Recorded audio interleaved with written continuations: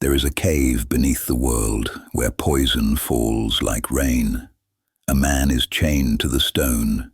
His wife kneels beside him, catching venom in a bowl. When the bowl is full, she turns to empty it. The drops that strike his face make the earth convulse. This is not a myth about death.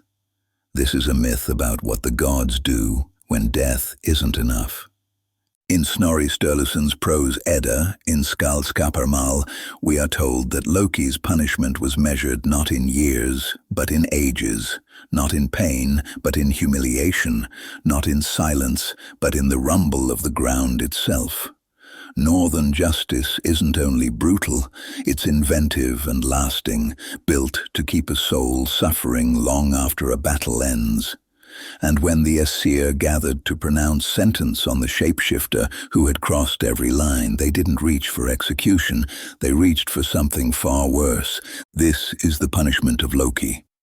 It begins with a crime that cannot be forgiven, proceeds through a sentence that cannot be appealed, and ends with chains that will hold until the world breaks.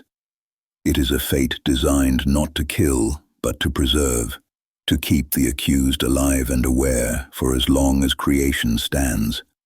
And it was handed down in full view of the gods, a spectacle of law and wrath meant to warn the cosmos what happens when you betray the highest halls. Loki fled after Baldur fell. The death of the shining god had torn a wound through Asgard that no mead could close, and every eye turned toward the one who had set the weapon in motion. He ran north, into the wild margins where stone breaks into ice and rivers churn white. He built a house with 4 doors, one facing each direction, so no ambush could surprise him.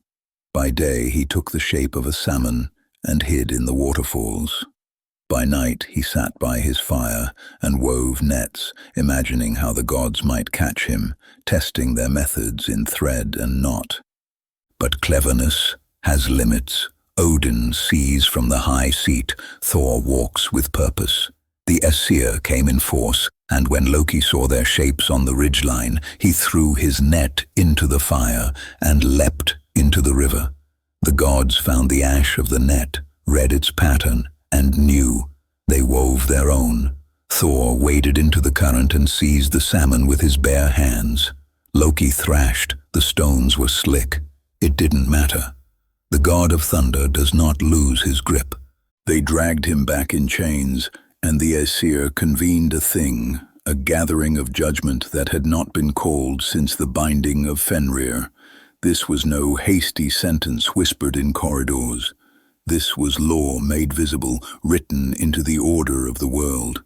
Odin stood at the center, one-eyed and silent, the All-Father who had sacrificed so much to learn the shape of fate. He did not shout. He did not need to. You were our brother. You ate at our table. You swore oaths. Loki met his gaze and said nothing. Thor stepped forward, Mjolnir in hand, face red with grief and rage. You put the weapon in the blind god's hand. You laughed when Baldur fell.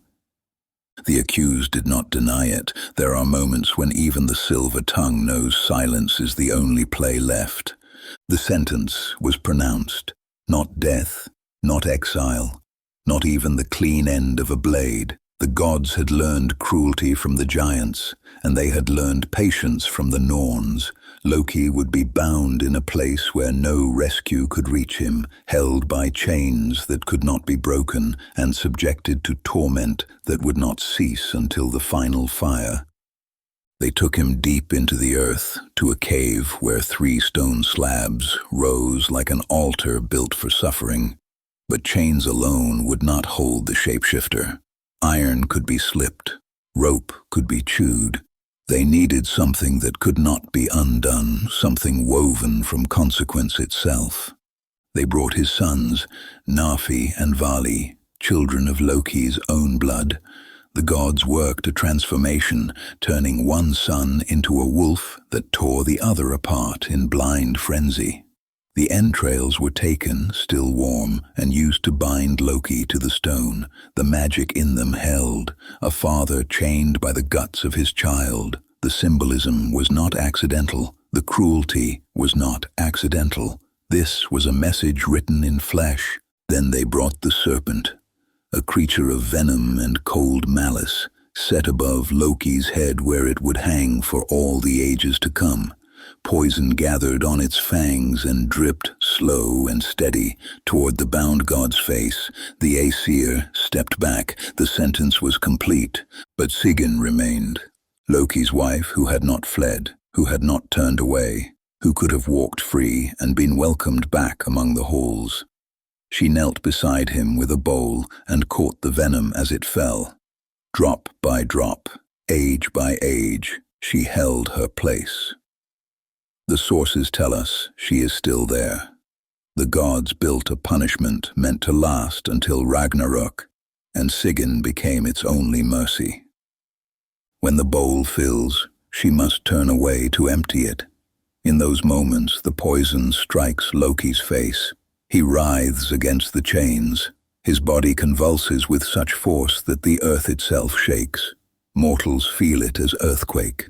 The gods know it as the sound of a debt unpaid, a wound that will not close, a rage that grows with every drop.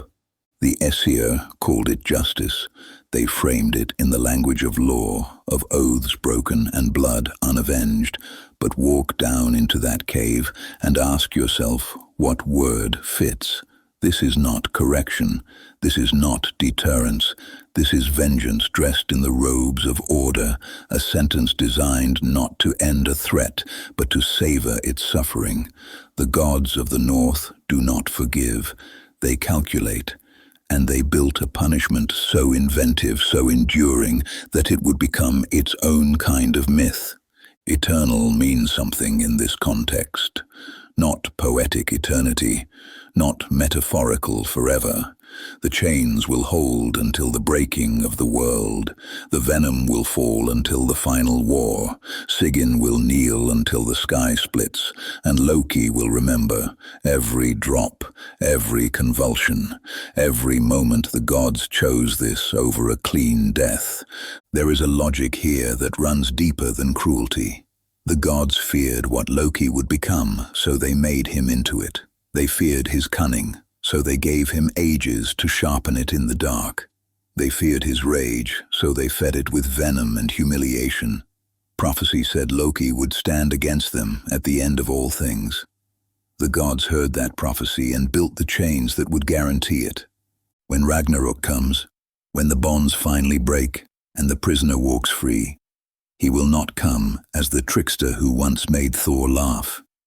He will come as the thing they made him. The gods knew this. They sentenced him anyway. Some punishments are not about preventing the future. They are about making sure everyone knows whose fault it was. The earth still shakes. Sigyn still kneels. The venom still falls. Somewhere beneath the world, a god waits in the dark, counting drops, remembering names. The Aesir call it justice. The bound call it a countdown. If this saga stirred something in you, if you felt the weight of those chains and the chill of that cave, then like this video and share it with those who hunger for the old stories told true. Join the membership, step into the inner circle, and keep this fire burning. The myths do not preserve themselves. We do. With Loki bound and Baldur dead, the clock began its final count, and the wolf at the world's edge heard the first chain crack.